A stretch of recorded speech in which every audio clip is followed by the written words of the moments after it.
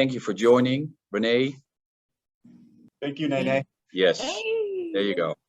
thank you both. Lovely to see you and welcome Harriet, Sheila, Susan, and everybody who will be watching this at another day and time. For those of you that are here, I genuinely thank you. And I think there's more names that I can see. Pat, Anne, I'm also so glad you're here. As I'm speaking, you know, I do like and enjoy engagement. So if there's a question that you have that's burning and urgent, I'm going to actually encourage you to put it in the chat. And then Stefan can help me keep track of that, and we can certainly get to them all at the end. And if something comes up during the talk that I feel like, ooh, let's dive into that, let's go ahead and do that. You know, I'm here at this time with you in a talk called Listening Beyond Pain. And I'm going to tell the truth, this is not an easy conversation. Honestly, truth be told, I've been a physical therapist and doing this work for over 20 years. In the last few years, I've become officially a psychotherapist because I discovered doing physical therapy, the more I did it, the more I ended up becoming like a relationship therapist between mind and body, because the body was taking the brunt of the sometimes fight that can happen between our mind and body. And as I am aware of my own mind and body talking about pain, if I'm telling the truth, I'd rather not. Because neurobiologically, we are wired to move away from pain, not towards it. And the reason that we're here likely is because you're crazy like me and made a commitment to a calling in your life. My work as a physical therapist, as a healer, is to be of service. And my profession includes listening to and talking and interacting with pain, even though it's uncomfortable. I think it's sometimes very scary. I'd rather avoid it, ignore it, move away from it. Sometimes it really frustrates me and makes me angry.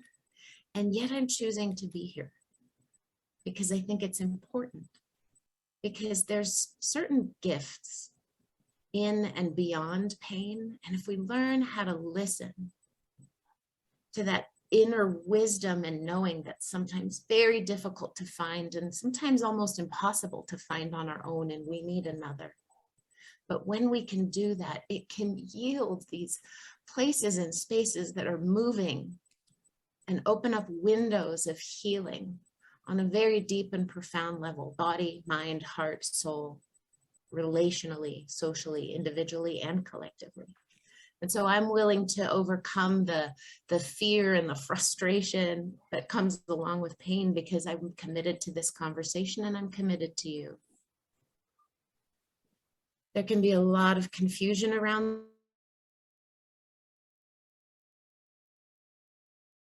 studying and investigating and researching and working with tens of thousands of people.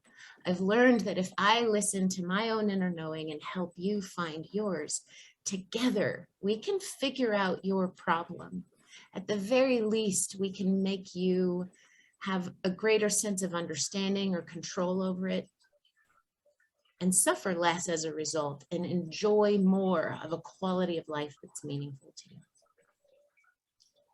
I find a tremendous amount of hope and promise in the words of Helen Keller, because it's true. The world is absolutely filled with suffering, and we know that right now more than any time, at least certainly in my lifetime. Collectively, we are all suffering. And what is also true is that we are capable of overcoming this suffering.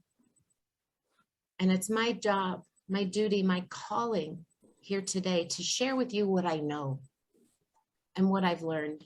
And it might land with you completely, or you might not like any of it, or you'll fall somewhere in between. And I encourage you to take what works for you and leave the rest.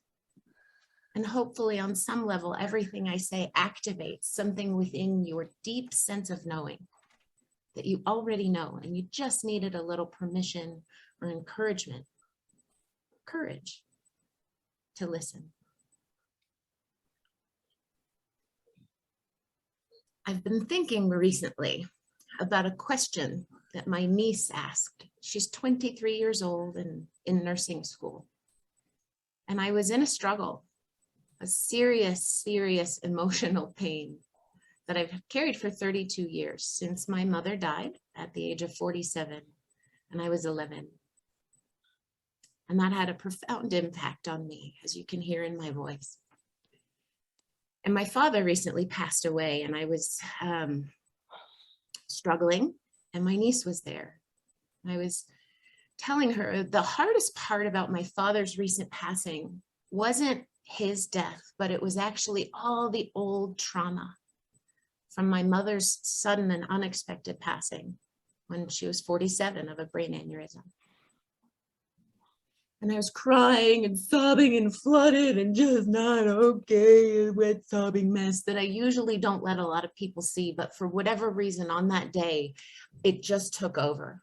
And my beloved niece, Susan, said, "What got you through?"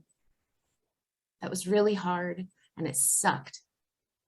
And she asked me, "What got you through?" And it stopped me dead in my emotionally flooded PTSD track.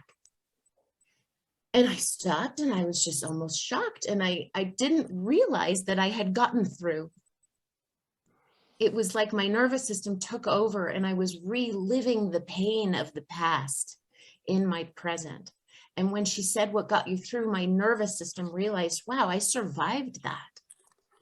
Parts of my nervous system were still stuck in a past memory that had flooded me and taken me out because of a present day circumstance. And I've been thinking about that question for a couple months. What is it that got me through? And I'm very clear that it's not just one thing that got me through. It's many things. And I've been posing this question to other people, lots of other people. And I'm going to pose this question to you right now. And I'm going to ask it in a two-part question. So bring your curiosity to yourself and think back on your life to something that you overcame. Think back to something that you survived, you triumphed, you championed. Maybe it was messy. Maybe it didn't go the way you wanted it to go. Maybe it was the worst thing that you didn't want to have happen, but you made it through. So I want you to think about what that is for a moment.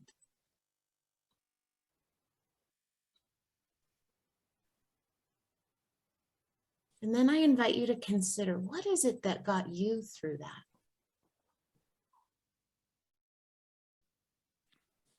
And you don't need to answer right now, but I would like to have a discussion about it at the end. And I'd like to share with you some of what other people have said. Right? Because sometimes we need to be our own superhero on this long, crazy, winding journey that doesn't necessarily have a clear end when we're at the beginning of these things that seem confusing and difficult and scary and hard. But there are ways through, and I've seen it 20 years in. I've lived it myself. Some people said their friends got them through, and I can certainly relate to that. My best friend from childhood, who has seen me through the death of both my parents and all of our life strains and pains together. I met her the first day of nursery school. She is still in my life as a huge social support, which is very, very helpful when we're flooded by pain.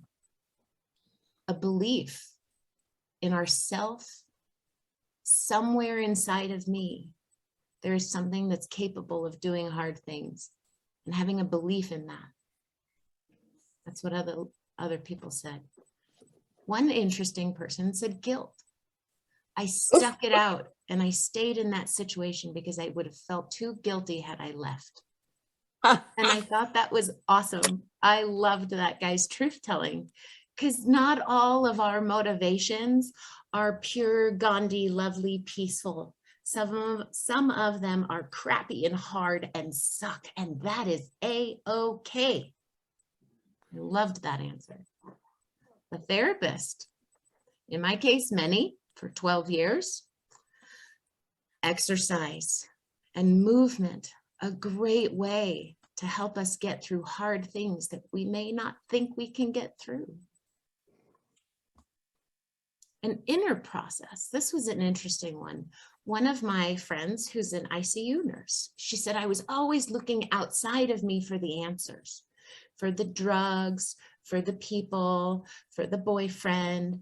And she finally realized through the help of her therapist that her lack of happiness, because of her struggles with migraine headaches and relationship troubles and all of that, from a concussion, neck pain, she said it was an inner process for me. And that's a big part of what got her through. Many people said God, faith, or spirituality, something beyond us, right? Because when we're trapped in a vortex in a cycle of pain, we're blinded and we cannot see anything else. And we need something outside of us that's bigger than us. That being said, I have another physical therapist friend who is also a spiritual director. And in her training, she said the word God is so loaded that most people probably shouldn't even consider using it until they're at least 70 or 80. So that's a little phrase I've been mulling over for a number of years now. And then the last one was step by step. Somebody was saying, I did not think I would get to the top of Manitou Springs because that journey was so hard and I was really struggling with a knee pain issue. And yet I was committed to doing it. And so he said 20 steps at a time, then I'll take a break. And at the break, he would look back at what he just did and acknowledge himself. And he said, if I can do that, I can do it again. Inch by inch, it's a cinch. I don't know if that's even true. Sometimes it needs to be millimeter by millimeter. But really, this conversation of pain in many ways is so difficult and hard. And it's confusing. I was talking at the start of this about how much information there is that's conflicting, you know? And if I'm, again, really telling the truth, I still don't really know what pain is a lot of the time. Sometimes I'm crystal clear. Other times it's confusing, because it's very individualized and different for everybody. And we hear so many different things and we're told many different things. Like your pain is from your bulging discs. And what I find confusing about that is that there's evidence in literature that shows 80, 40, depends what percent you look at. So there's research that shows, let's say 100 people that don't have lower back pain. They do an MRI, an X-ray, and they find bulging discs in these people that don't have any back pain. So 40 to 80% of people that don't have back pain have bulging discs. So that's confusing. And yet I've also treated hundreds of people with an approach to treat a bulging disc and they get better. What is that about? It's confusing. Okay, sit. Yes. Diagnosis. There is a whole bunch of these out there, and some of them are really accurate and helpful. And some of them become long-term identities. And then I think it becomes less helpful. A diagnosis, in my opinion, its underlying positive intention is to help us identify a challenge or a problem with language and point us in a direction to help find resolution and healing, or at least improved management of our situation. And yet they become permanent fixtures in people's lives. And that's where I struggle, because I don't always think that that needs to be the case. And so pain can become wrapped up in a diagnosis and an identity. And that's very, very difficult to wrap your head around and through. Aging gets a lot of blame for pain. And yet there's 90-year-olds that can teach black belt karate classes. And so again, there's evidence that just because you're aging doesn't mean you have to hurt. And yet so many doctors will tell you, oh, it's just age. Probably, again, this is my opinion, because it's too complicated. There's more there than they know what to do with. And I'm not intending to disrespect anybody.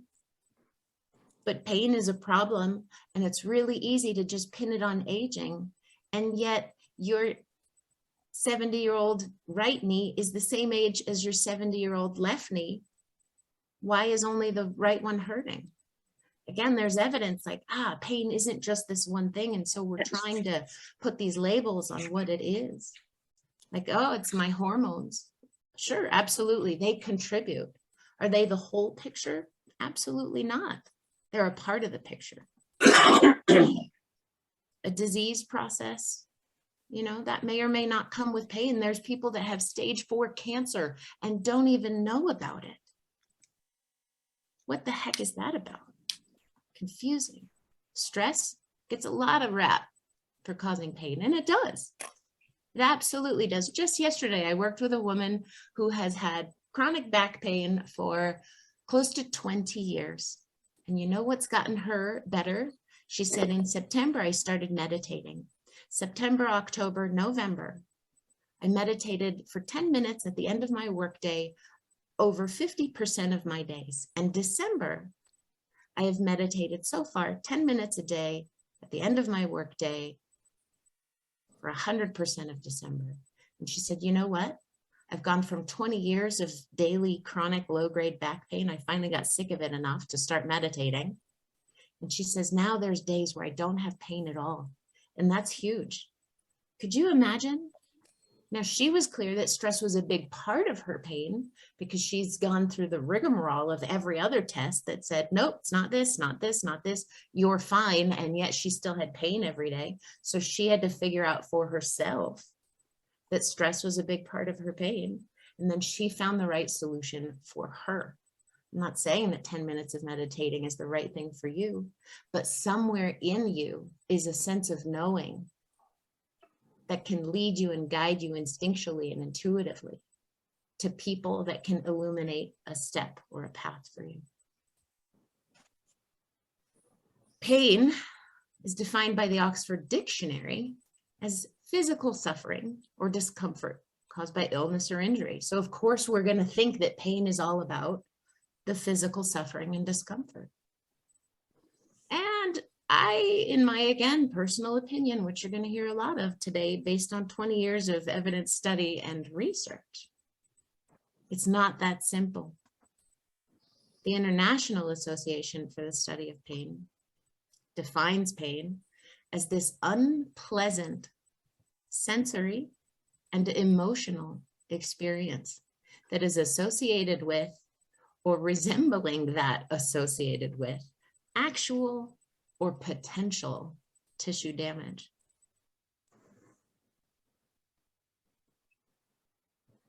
Wow, what does that even mean? Now we're getting somewhere as far as the complexity of this. We can all agree that it's unpleasant. We can all agree that it's sensory, right? We feel it through our senses, and we can agree that it affects our emotional experience. And we can probably agree that it is associated with actual tissue damage. Sure, you break a leg, it's going to hurt. But what if you're in a war and you have your leg broken or arm amputated and don't feel pain at all? That happens. What's that about? There's definitely tissue damage there. And yet they don't experience pain because there's more going on in the brain and its perception of consciousness and threat in that given moment. And then there is my father. When he was 15, he had the half of one of his fingers amputated accidentally as an auto mechanic. And for years, he had pain in a finger that was no longer there. Potential tissue damage or past tissue damage. And so he continued to have pain in tissues that didn't exist. Again, it's more complicated and confusing. And then resembling that associated with, what does that even mean? Resembling that associated with. I remember it was maybe like 4 years ago, I was prepping for a talk on pain. And I started getting this ache in my back, and it made me get up and move and do some McKenzie press-up exercises. because talking about pain resembles an association with it, so much so that it caused me to experience physical pain in that moment. So it's more nuanced than just tissue damage. Based on my experience over the last 20 years, 20 plus years, and research, pain is a construct of consciousness, and it is based upon the perception of threat. And there's some things that I want to say about that. First of all, a construct of consciousness. Science doesn't understand what consciousness is. And if pain is a construct of consciousness, that means we can't understand what pain is. And that can be incredibly disheartening to hear.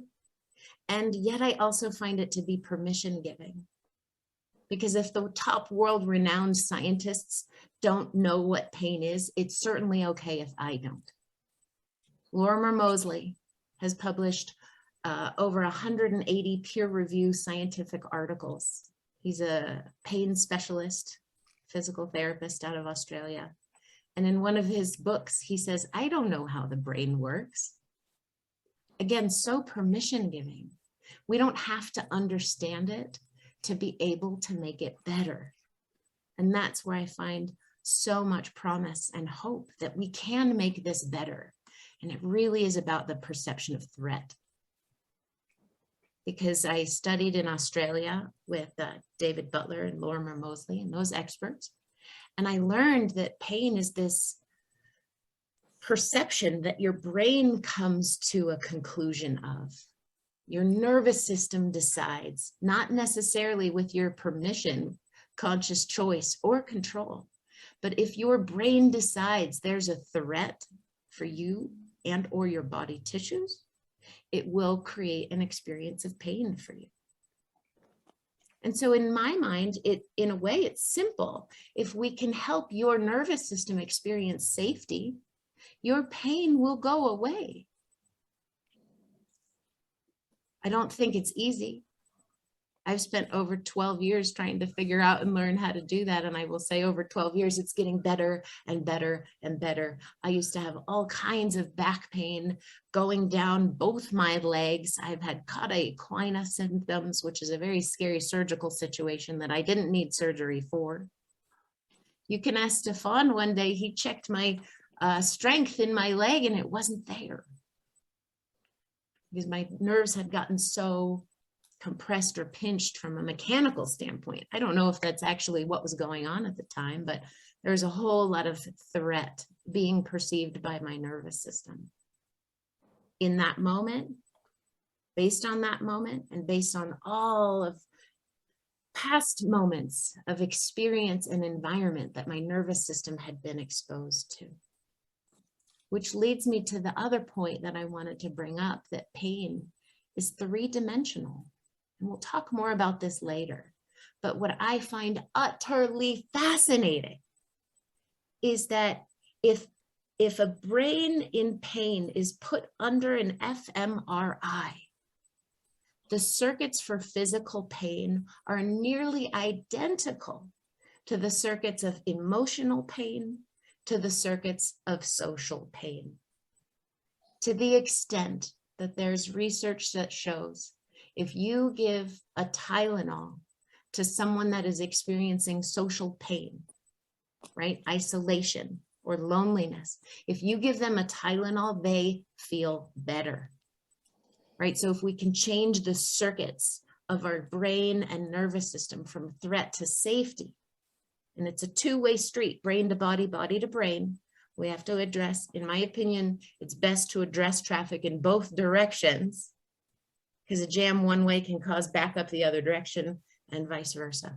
But if we can help ourselves organize our nervous system to greater and greater states of perceiving safety instead of threat, pain gets better across the board, physically, emotionally, and socially. I wish, parts of me wish with all of their being that I could give you a quick pill and a magic fix and say, here you go, you're done. In my experience, this is a lifelong conversation. And if you're courageous enough to be here for it, the payoff is well worth the reward. You can ask that woman just yesterday, who's been working with me for a year and just has figured out her back pain and her nervous system and is now helping her kids learn how to regulate their own nervous system. She said to me yesterday, this really makes a difference for the quality of my kids' lives. I don't think there's a greater gift than to be able to say that I am living in a nervous system that is regulated and regulating. And that's my commitment to this world, is to live in a nervous system, to be a nervous system, because we are both the beast and its rider. We're both. That is regulated and regulating in the world. So those are the thoughts that I, as a clinician, have to share about pain. But then there's pain like you, and by you, I also mean me, the human. Like pain just fucking sucks. Excuse me, I didn't mean to cuss. But it does, right? And that brings out the frustration about pain. It sucks and it's hard and there's no clear answers. And we can make it better, even if we don't fully understand it. It can oftentimes feel like this beast, this scary, scary thing, right? Look at those intense red eyes, this beast, this scary beast. And this guy's ready for battle. Look at those shoulders back and defensive, but I would imagine his eyes are looking straight in. And that is what I see all of you here today, willing to face this construct of consciousness that is scary, and yet you are rising up to the challenge. Literally at 7 in the morning, you are rising up to this challenge to be here today so that we can learn how to interface with this beast. I often say that we are both the beast and its rider. And sometimes I think about my nervous system as a beast. It's wild, it's untamed, it makes choices that I don't like or want, and I don't agree with, like getting back pain while preparing for a pain talk. Or the other day I was on a plane and the flight attendant asked me, do you want couscous or a hamburger? Couscous with vegetables. My body inside was like, oh yes, I want the couscous with vegetables. That sounds amazing. And then I listened to my mouth say hamburger. And I was like, what the heck, nervous system? Why did you just say that? Because my pre-existing conditioning was, oh, you need the protein because it's going to be a while before you can eat. And so my nervous system made the answer that I wanted a hamburger, when really my body was yearning and longing for the vegetables and couscous, right? And so, why am I talking about this? I'm talking about this because we are both the beast and its rider. The nervous system sometimes makes choices without our consent or control, and we can't change it in the moment. But when we look back and reflect and understand why that happened a little more, we can plant a seed for the next time, the future, and say, okay, next time, nervous system, let's do this a little differently. And you do that by having a relationship with your nervous system. We can talk a little bit more about that here shortly, but having a relationship with your nervous system, with the beast, right? We are both beast and rider. How does one have a relationship with their nervous system? It starts with awareness and an understanding of how it works. You know, you are however old. I'm 43 years old. You're 60 years old, 20 years old, 70 years old, plus 50 million years. That's how old we all are, because the wiring of this nervous system and the body that we're in is magical and magnificent, and in so many ways is working really well. And sometimes the wiring in the nervous system gets a little caught and tweaked, or a lot caught and tweaked, because of past learning experiences. Right? When my mom died, that was a very traumatic experience, and it set my nervous system up to live in fight, flight, and freeze predominantly for a good 25, 30 years, as I've been untangling and unraveling and working with my beast to reorganize it from greater states of threat into safety. So take a moment to just notice that we're here in this time and space together. Notice that you have a body, notice that it has breath. And notice that somewhere in it is a nervous system.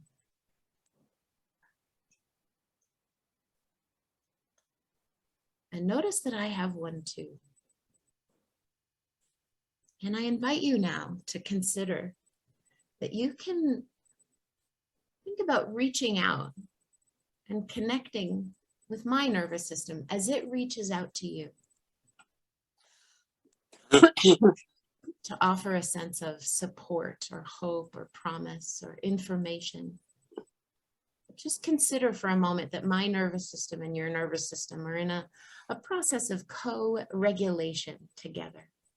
As we're in this conversation around pain, my nervous system has a great ability to feel safe in what can be a very threatening conversation.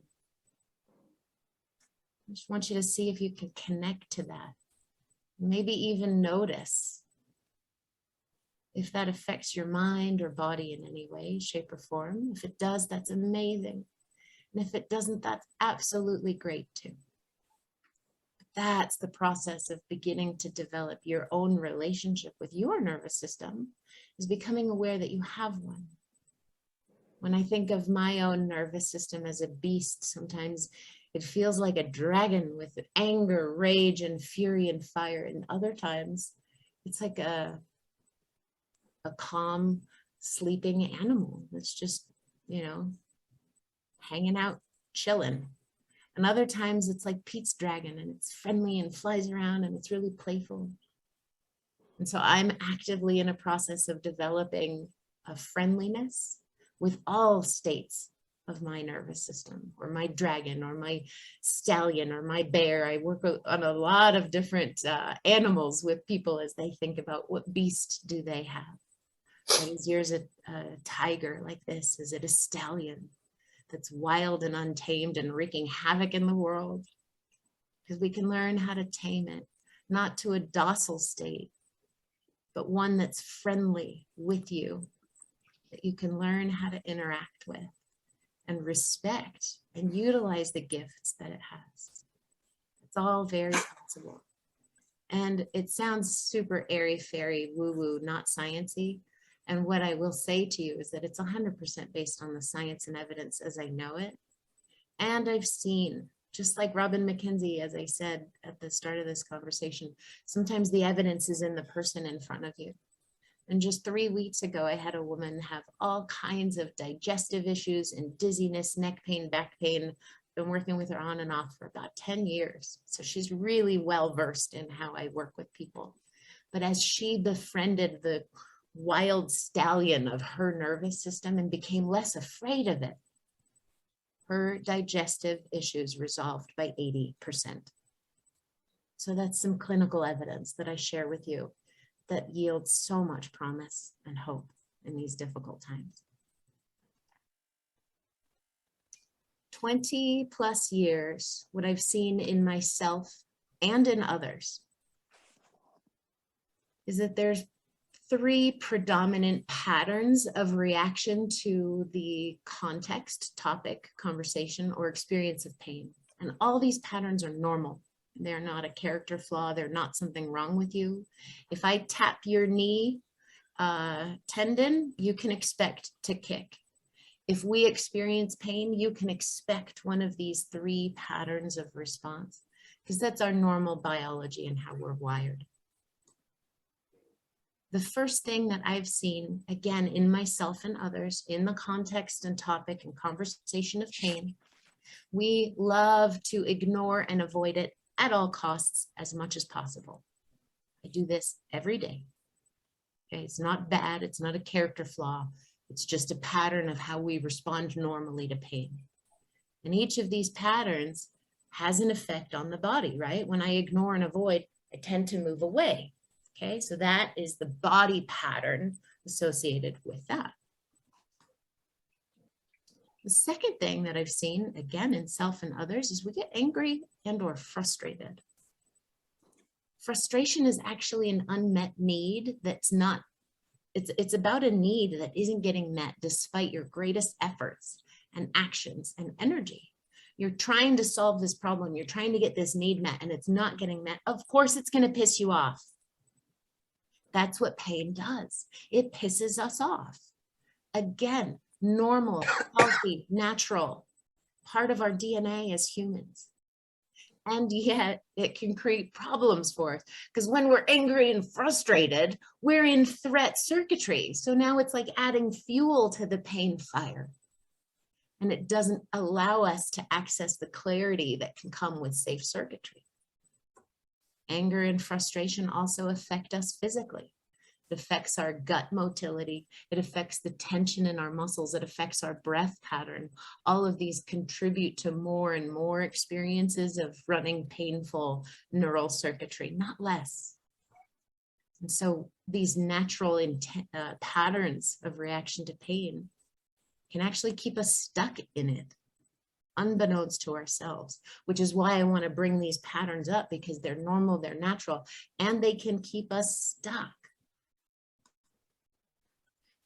And the third one, and for me, certainly the hardest to admit and own, is that it is scary. Oh my gosh, it's way easier for me to go into anger than to actually feel the fear of this pain and what it might mean. When I sit with people and we get into this kind of conversation, you know, the things that's scary about pain is, what are we going to do if it doesn't go away, right? The quality of my life is going to be restricted and limited and all of this. And again, that affects our physical body. So becoming aware of these patterns of reaction, and they're not bad or wrong, but none of them help us get out of the circuits of threat. For years, I felt alone and like a scared little kid trying to figure out this problem all by myself. A journey with no end and no clear anything about it. And then one day I saw this. The thing about the human brain is that it is extremely evolved for connection and relationship, and we were never supposed to be alone with pain and stress. Needing emotional safety, and I would say needing safety at all, not just emotional, physical, relational. Needing safety and support is not something wrong with you. It's the sign of something deeply right with you. And so I've really changed my approach to and with pain over the years. And instead of trying to conquer it alone, I've really become much more interested in connecting with somebody and looking out into the abyss together and seeing what we can do to figure it out as we co-regulate our nervous systems. So today I'm going to share 4 practices that I have found very helpful in accessing more of that deep listening beyond those 3 patterned responses to pain. Deep listening to the wisdom of the body. And the first one is awareness, that we've already touched on a little bit, of the autonomic nervous system and the 3 dimensions of pain: physical, emotional, social. And then I have 3 practices: slow blinking, Vroom breathing, and clearing the cache. So we'll start now with awareness around the autonomic nervous system and the 3 dimensions of pain. As I said, social, mechanical, and psychological, right? Science tells us that pain is a 3-dimensional experience. It's physical or mechanical, right? Sometimes bulging discs are generating problems in the pain in the body that lead to circuits of threat that yield pain. And this naturally has a psychological effect. We will feel scared, afraid, frustrated, angry. That's normal and natural. And this also socially, right? Social isolation and pain. When another is hurting, we will hurt too, whether we're aware of it or not. Our nervous system will pick that up, mirror neurons, right? And right now, a pandemic, all this racial injustice, all of these things affect a body and promote our circuits of threat. I will actively tell many, many clients, patients, stop watching the news so much. And they feel better physically because the social world around us affects our physical body. And the balance of stress, the balance of safety versus threat really matters.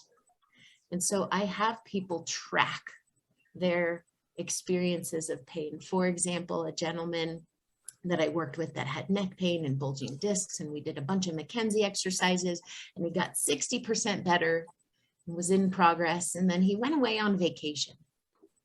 And I had told him, you know, let's track your pain when it's at its best and when it's at its worst across the 3 dimensions. Physically, how's your neck posture? Emotionally, psychologically, what are you feeling? And socially, what's happening around you when the pain is really great and it's not there? And when the pain is bad and it's there? So he noticed when he was on vacation that his pain was gone.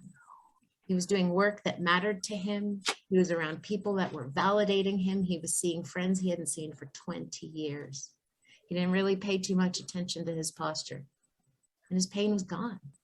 And then he said, Renee, I would have never picked up on this had you not told me to look for it.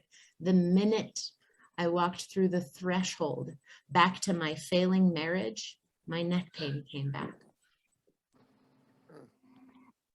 So for him, it was a combination of mechanical and social and emotional. And that's how it is for all of us. I'm not saying all neck pain is coming from bad relationships. That's not what I'm saying. What I'm saying is that the world around us and within us all affects the body and can contribute to circuits of safety or threat. And so just practicing an awareness and maybe even keeping a journal of your discomfort and or pain. When it's really good, what's happening in these 3 domains?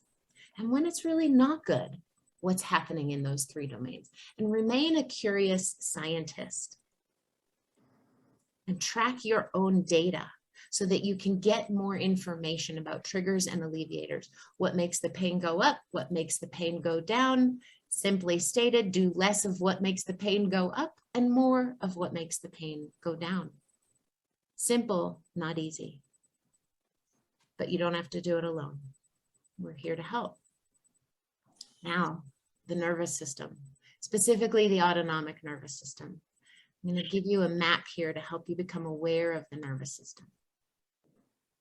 These 3 colors represent the 3 main circuits of our nervous system that respond to threat. On the left side here, you can see as arousal increases, the arrow goes up. When all is good in the world and we're balanced between gas and brake, we have this nice black wavy line of regulated green and red. And our autonomic nervous system is running circuits from the ventral vagus nerve, right? The front part of the vagus nerve.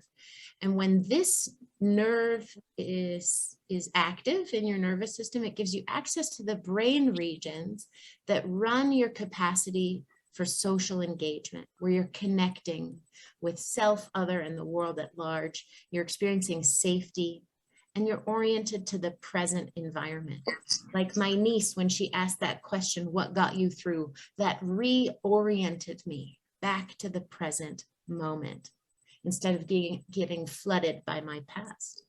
And when these brain regions are active, it gives us access to experience joy, being present and grounded. We're curious, open, compassionate, mindful. Imagine how this feels in the body. When these circuits are on, your body is comfortable and pain does not live here. And you can see here on the right, we have great digestion and circulation. Our immune system's working really well. And we have oxytocin running that we can connect and experience a mobility without fear. So we can just be at peace, resting. The ability to relate and connect. And we don't have a lot of defensive responses when this ventral vagus nerve is active.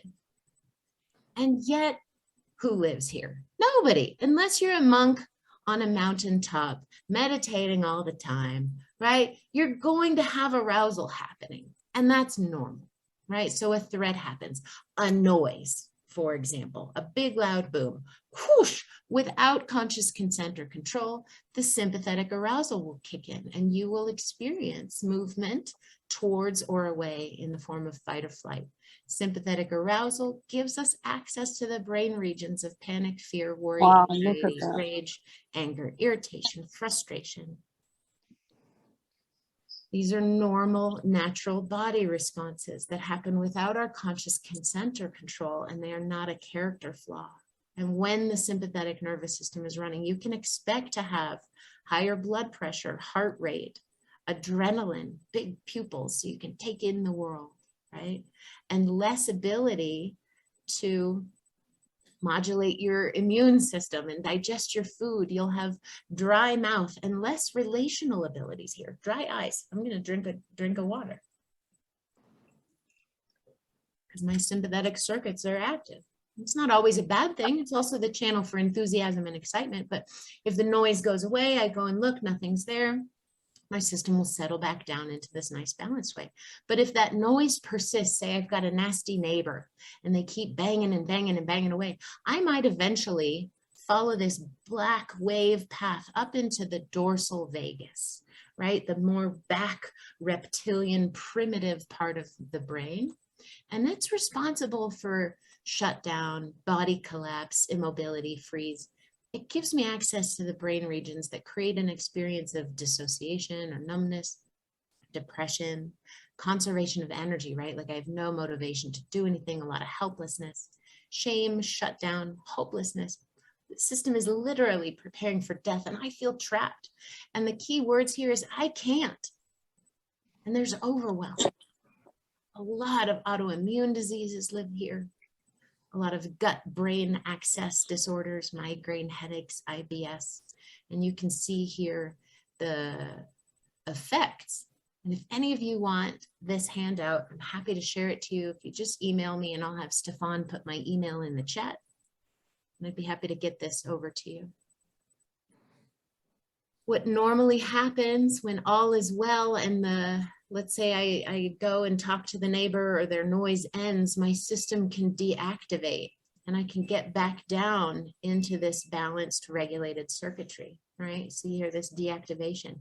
But if the threat remains, right, that pain remains, your diagnosis remains, the challenging relationship or work situation remains, the threat remains, and our circuits stay elevated in these places.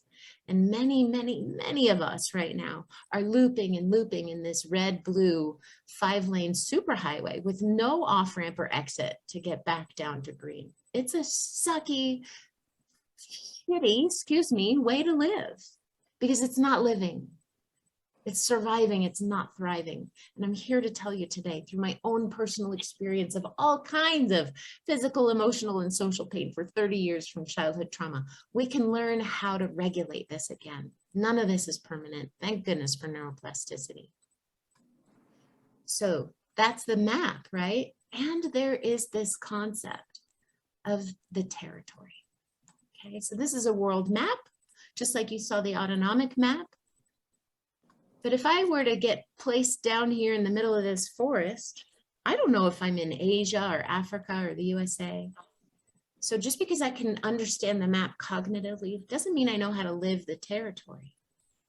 So we're going to do a little exercise now to help you start becoming more familiar with your own nervous system, right? How do I develop a relationship with my nervous system? We are both beast and rider. How do I familiarize myself with the beast? I'm going to invite you all to pay attention to your body for a moment. We're doing a little somatic awareness territory navigation. Become aware of your breath, become aware of your body.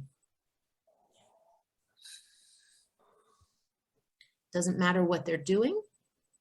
It's not right or wrong, it's good or bad. You're curious scientists, and we're just going to pay attention.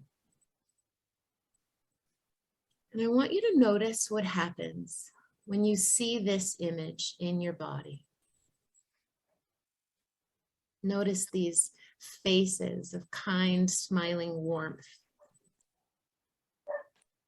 Notice the crinkly, happy eyes, the smiles, the proximity, and see if you can imagine the closeness of getting to embrace a safe, loved person for you.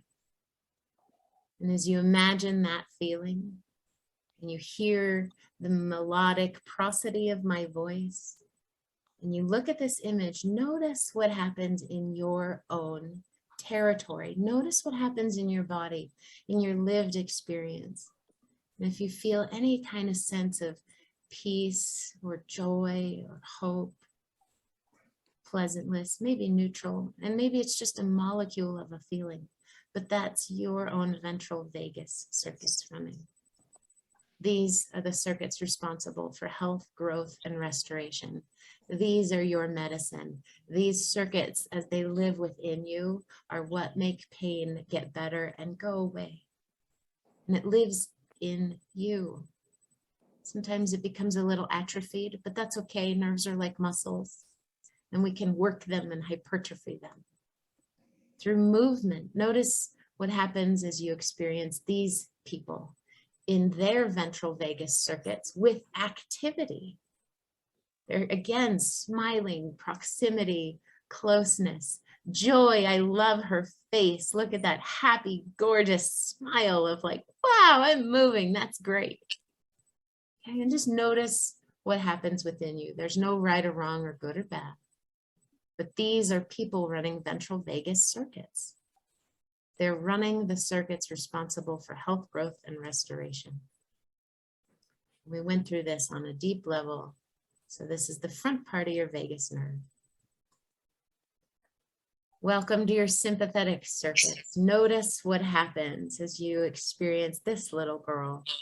Notice the tension around her mouth, her fixated gaze. So pointy focus. Her neck and shoulders are up and ready. I imagine her fists are clenched inside those gloves, and I can just see her legs filled with arousal energy and ready to run or punch or kick or something.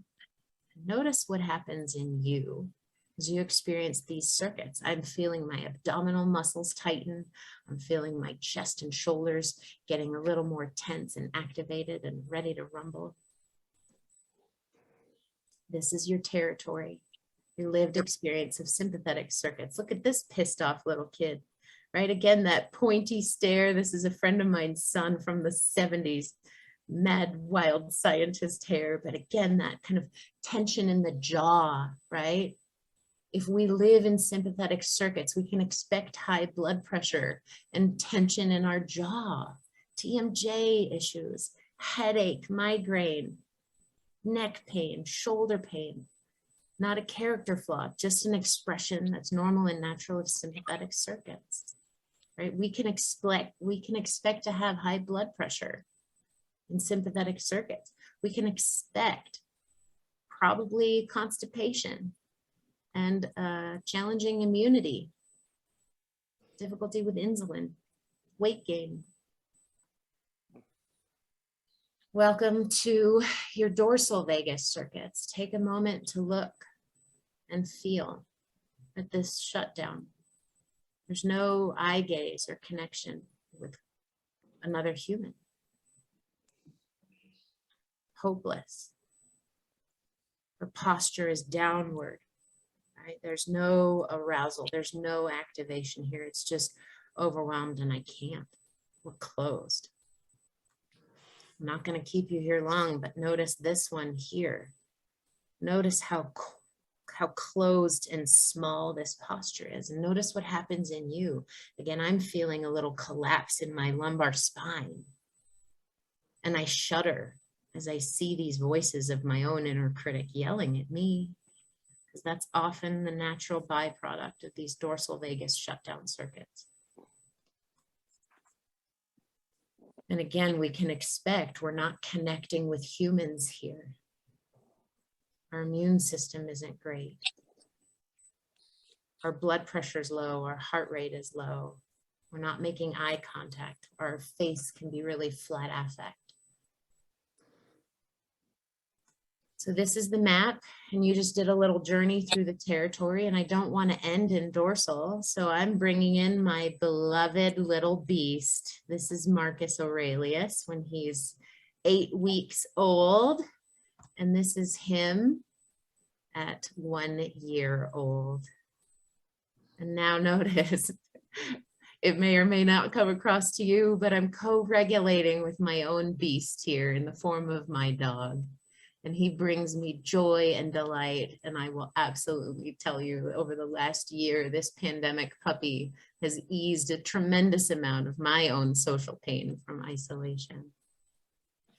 And I love this face of curiosity that he brings. The goal when it comes to the autonomic nervous system and awareness of it is to navigate this map in your territory and just practice awareness of your states. The goal isn't to be green all the time.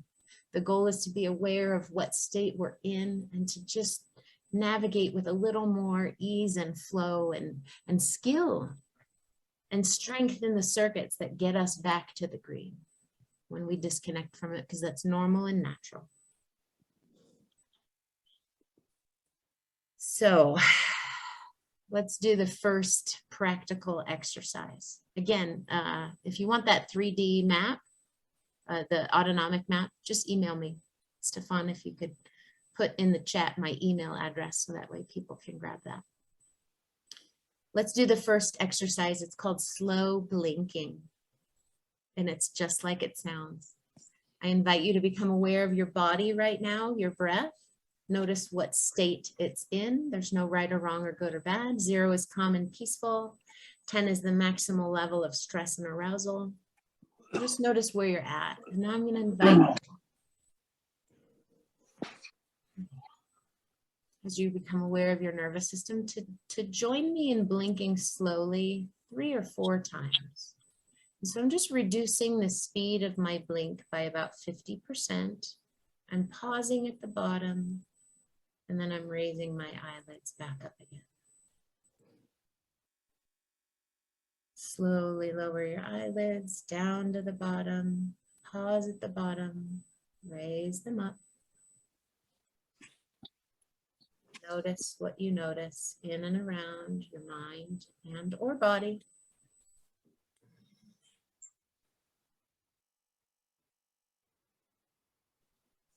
For me, I notice I take a deeper breath. I become more aware of my heart as it's pounding in my chest. And I'd love to hear from you what your experience with slow blinking is. We're going to jump on over to clearing the cache, and then we'll finish up with Vroom breathing and go into some questions. So clearing the cache. This is a very wordy slide, and I apologize for that, but we'll run through this idea here together. Feel free to take a screenshot of this, or again, you can email me and I'll get you the instructions written down. The first step to clearing the cache. This is a more brain-based exercise for regulating your nervous system. Right? Because the psychological, the emotions, the feelings, that affects our nervous system, which affects our physical body. And a lot of times we don't want to talk about, or we don't know how to identify feelings or emotions that we're having. And this exercise is a way to bring up the emotions that could be affecting our physical body that we don't know they are. So the first step is to orient to safety, because talking about emotions can be scary. So take a moment right now to look around your environment and notice that it's objectively, physically safe in the fact that there's probably 4 walls around you, a ceiling above you, and a floor below you. You likely have clothes on your body, which is great if there's other people around that you don't want to see or have you be seen naked. Little humor, right? But noticing these physical cues of safety. Then I invite you to inventory the scary stuff, any fears, worries, or concerns. Give them a voice, right? Name it to tame it. And so the exercise here is to say out loud and or write down, I'm afraid that you all think I'm wacky. I'm afraid that my dog's peeing on my neighbor's furniture right now. I'm afraid that my mouth is dry and I'm not going to be able to finish this talk. I'm afraid that my next talk later today is going to be awful. So name it until there's nothing else there. I'm worried that I'm running behind on time. I'm worried that I'm never going to be able to pick up my kid again. I'm worried that we're not going to have enough money at the end of the month to pay the bills. Whatever it is, just get it all out of your system, because it's an exhale. And an exhalation is a way to lower the arousal of your nervous system. I'm concerned that, again, we're running behind on time. I'm concerned that we don't have enough time to practice this exercise. I'm concerned that nobody's going to be able to make this pain go away. Whatever the concerns are, inventory, get it out. Don't think too much about it. Just get it out, get it out, get it out. Write it down. Write it out. Say it out loud. And then shake your body. Step 3. Shake your body, shake your arms, shake your neck, shake your shoulders. Shaking is the fastest way to induce neurogenic tremors and settle and relax your nervous system. Sometimes you just want to shake a little bit, especially if you have more freeze going on. Sometimes you can shake in such a subtle way that nobody would notice. Sometimes you want to do big shakes. So shake your body and then shift your attention to what you experience in the wake of the shake. Oftentimes, it's a sense of relaxed, spacious, buzzy, peace, deeper breath. Okay. Step 4, put your hands on your body somewhere that feels soothing to you. Some people like their hands on their cheeks. Some people like a hand on a cheek and the heart. Some people like a hand on the heart and a hand on the gut. Some people like both hands on their heart. Something that's soothing and safe for your physiology. And then I invite you to do an extended exhale to the end. Pause at the end of the exhale. Let your body take the next inhale.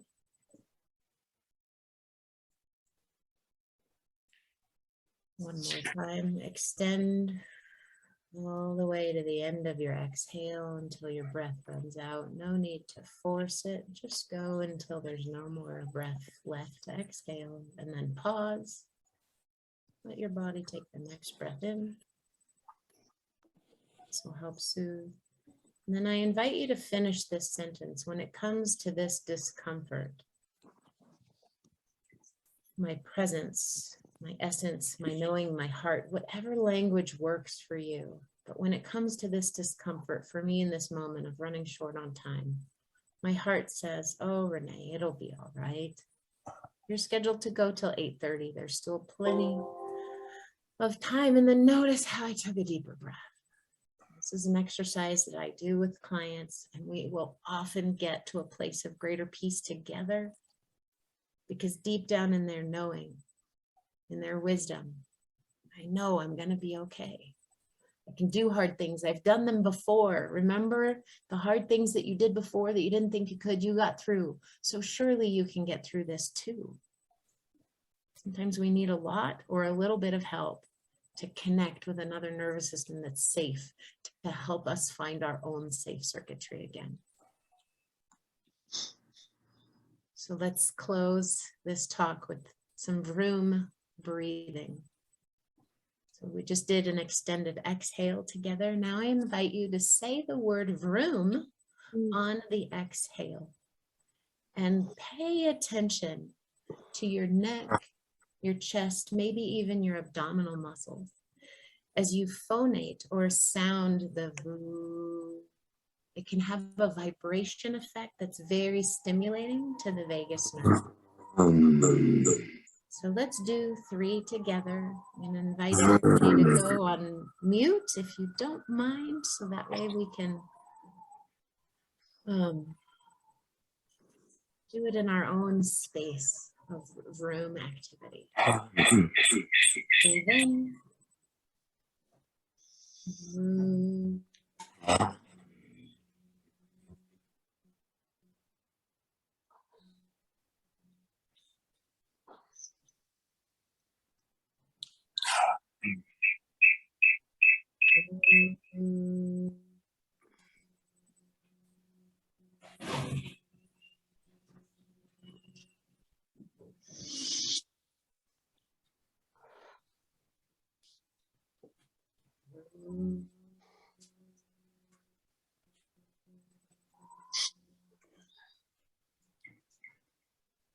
Just notice your nervous system. Notice your mind, notice your body. There's no right or wrong or good or bad. That's an activity that can help deactivate the nervous system. Engage more of those ventral vagal circuits. Timing here was interesting because I just had a huge gust of wind and something knocked over and there's cold air getting rushed into my house. So it's like, Renee, pay attention to your body. All these distracting things outside and inside our own mind and body. And yet it's an opportunity to work on really practicing focus, deep focus on these circuits within us that can heal. And sometimes we need help. And sometimes we don't notice a thing at the start. It's just like going to the gym. I start going to the gym and I do bicep curls. I'm not going to expect bigger biceps after 1 or 2 sets and reps.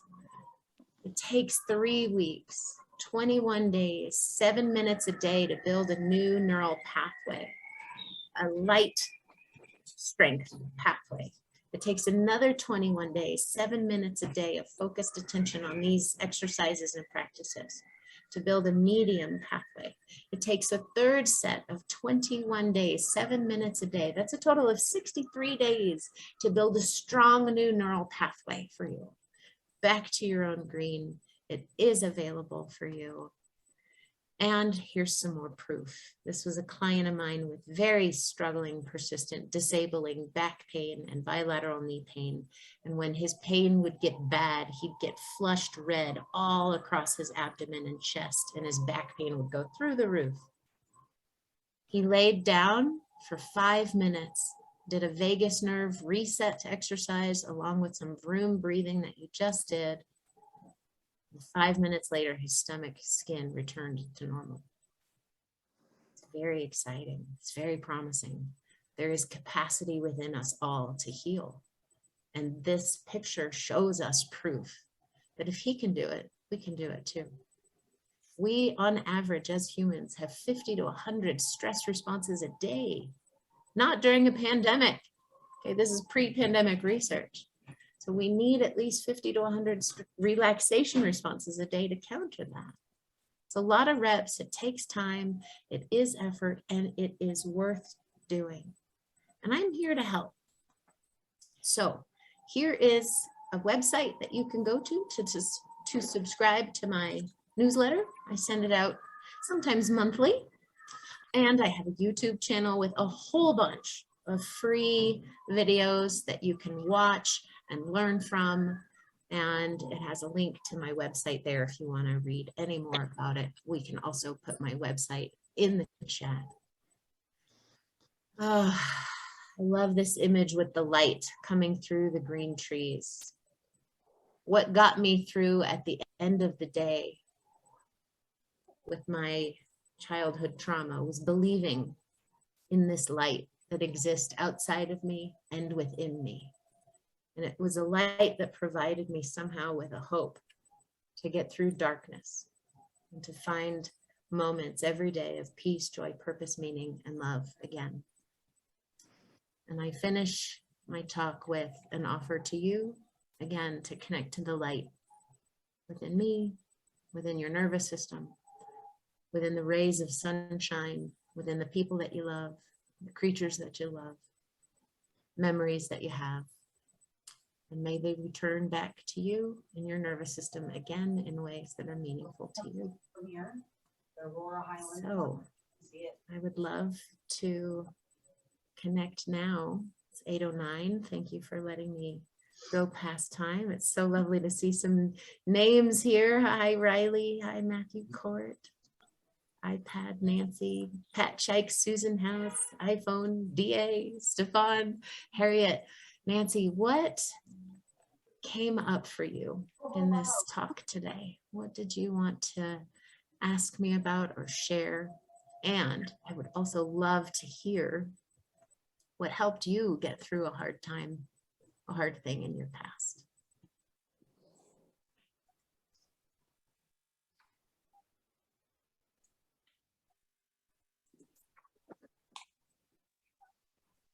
Harriet, how did we do today?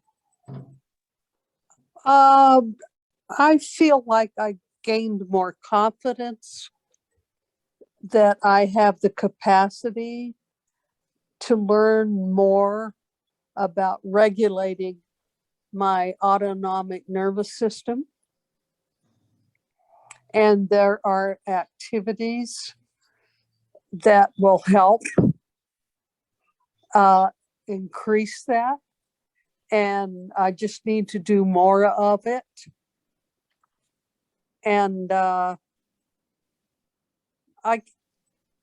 guess I feel like for most of my life, I've been a prisoner of my autonomic nervous system.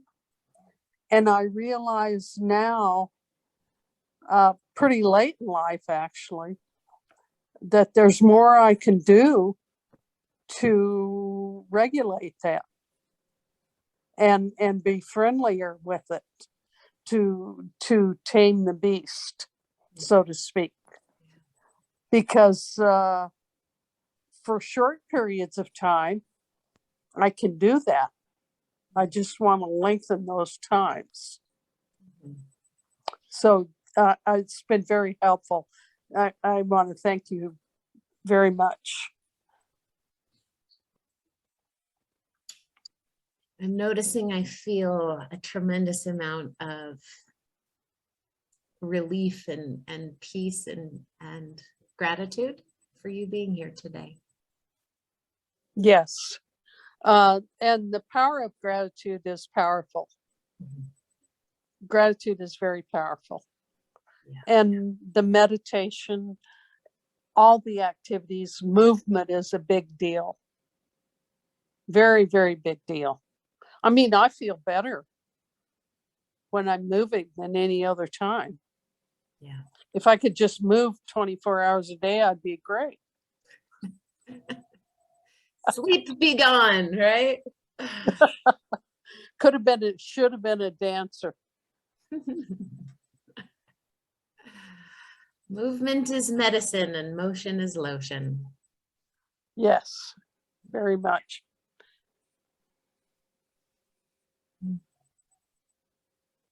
Thank you, Renee. You're very welcome, Harriet. Thank you. Glad to hear your experience. And would love to hear from anybody else that's here. Some names and faces. Good to see your face, Riley. Thanks for opening up your screen.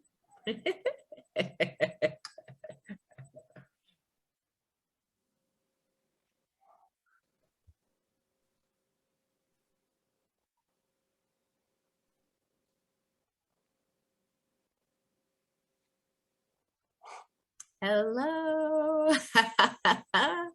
Hi, Evan. Good to see you. Ah! That was really funny. The silly walk across the gym, the silly roll across the stool. Lovely to see. And a new face over at Colorado Spine. Good to see you there. I'm Renee. Nice to meet you. It's Dennis, our new client. No. Renee, unless anyone else would like to share something or has another question for Renee, just for those two that logged in, this is recorded and we will send out an email with this recording. Feel free to share it with anyone.